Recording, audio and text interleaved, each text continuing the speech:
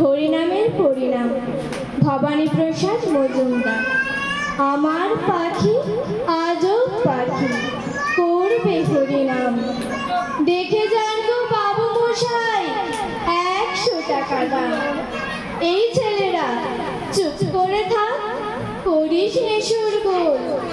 বল তো পাখি, বল একবার, বলো হরি বল। সত্যি পাখি, বল হরি বল, বলেই দিল জোরে। বংশীবাবু 100 টাকায় নিলেন খাঁচা ধরে।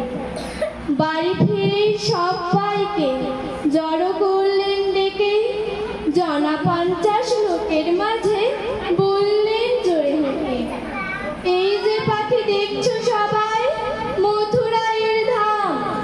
এই পাখিটাই দেখবে কেমন করবে হরিনাম। এই ছেলেরা চুপ করে থাক, করিস নে শোরগোল। বল তো পাখি, বল একবার, বলো হরি বল। পাখি কিছুই বলে না তো, চুপটি করে থাকে। বংশীবাবু রেগে মেগেই বলেন তখন তাকে, এত করে চাচ্ছি তোকে, বাড়লো কি তোর গর?